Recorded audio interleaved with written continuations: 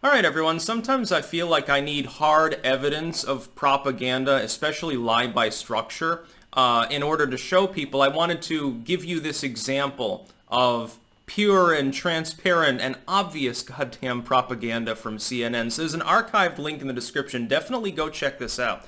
This was CNN's front page yesterday. Again, archived, of course. You know, don't give them clicks, don't give them ad revenue.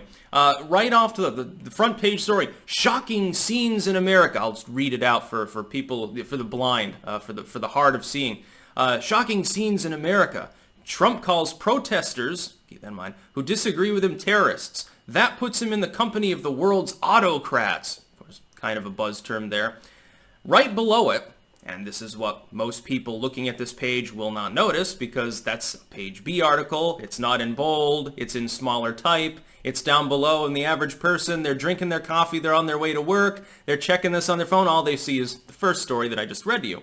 The second little blurb, at least 45 arrested after protesters throw explosives at police. Groups of people throwing explosives at the cops, and I don't care if it's just a firework or something like that. Okay, you're throwing incendiary and explosive objects at the police. That's not protest. It never has been protest as defined under the First Amendment. Protesting is a group of people standing around with signs, chanting slogans, marching down the street, getting people involved, maybe doing some civil disobedience, not throwing explosives at the cops in order to try to breach and burn down a federal courthouse. That's called a riot. Nowhere on this page will you see the term riot. Go ahead and search it for yourself, but you'll see 1,000 things about protests. You'll see many mentions of that.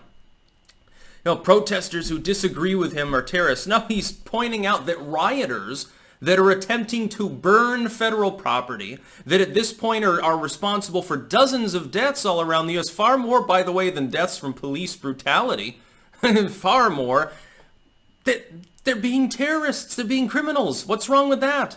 If this were a bunch of MAGA hat wearers that were trying to storm a federal courthouse for some liberal judge that they didn't like, and they're like, well, we're going to stop this, and they showed up and started throwing fireworks at the cops, you'd call them terrorists. You'd proclaim that they should be in prison for the rest of their lives. You'd declare evidence of Trump's hateful, despicable America.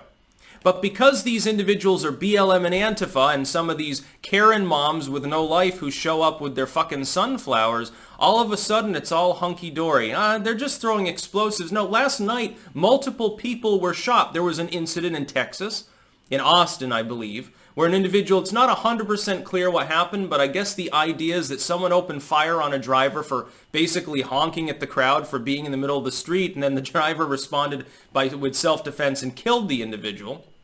There was an incident, I think, the other night where a BLM protester was having their gun cleaned or checked or something, and it went off, and 3 people were shot. And I don't think they died.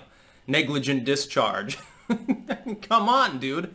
You got lots of, looting and shooting and arson, and you've got people screaming about kill the police, kill the rich. You've got them trying to breach private homes. You've got them throwing explosives, in some cases illegal munitions, pipe bombs and shit. Yeah, those are just protests, and it's totally peaceful.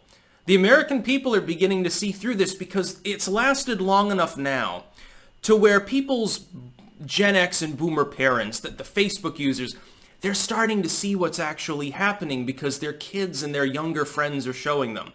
See, if you're sort of in the loop of real citizen journalism. I mean, the real journalist, someone like Tim Pool or Andy, or I can't pronounce his last name, sorry, Andy, that actually goes out there and collects real footage and talks to real people in the streets.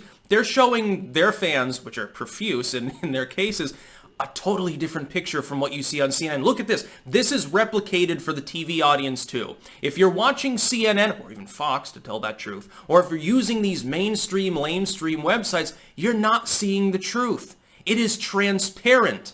It is obvious. This is a lie by structure. It's also a linguistic lie. These are not protests.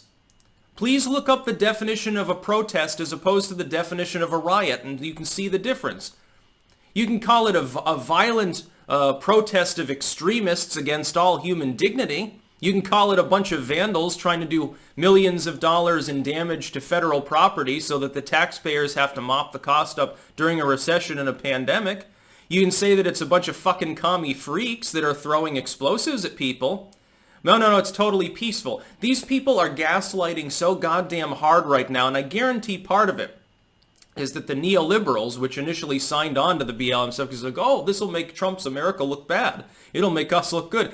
People are starting to get tired of it. Now they have to distance themselves. Just like a bunch of businesses pulled out of funding BLM after 1,000 people were marching down the streets shouting about Israel. It became a big problem optically, I guess, for some of these groups that immediately changed their Twitter avatars to the rainbow flag. Probably a little bit more of a positive message there. I think perhaps you should revert to celebrating Gay Rights Year or whatever it is now. I think that one will go better with your fans. The far right will dislike you less for celebrating gay equality. It's pretty funny. But yeah, I mean, again, look at this. Look at this picture, and then look at it again. Really let it sink in. This is supposedly the free, fair, open, journalistic, ethical media of the United States. This is the problem when multinational interests control the corporate media and large swaths of Silicon Valley. This is the problem. This is why we need citizen journalism. This is why we need an end to all forms of corporate censorship. This is why we need alt tech. This is why we need platforms that'll actually allow those individuals to keep getting the truth out, because the truth is being blocked. 10 years ago, Facebook and groups like that was where you found the truth.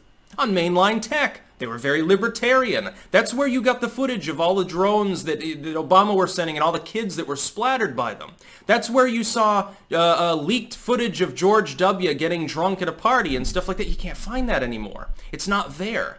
It's been suppressed. It's conspiratorial. It's hateful. It's dubious. It's Russian propaganda. No, this is propaganda. Again, take a look at it until it sinks in really fucking good, and then show other people and explain to them why it's fucking wrong. Maybe for a few of them, the more intelligent ones will understand. Unfortunately, a lot of smart people, they get so bitter, they don't even go and vote because they become too bitter to do so. That's another problem in our society, by the way, a lack of civic activism and awareness. That's about all. Peace out.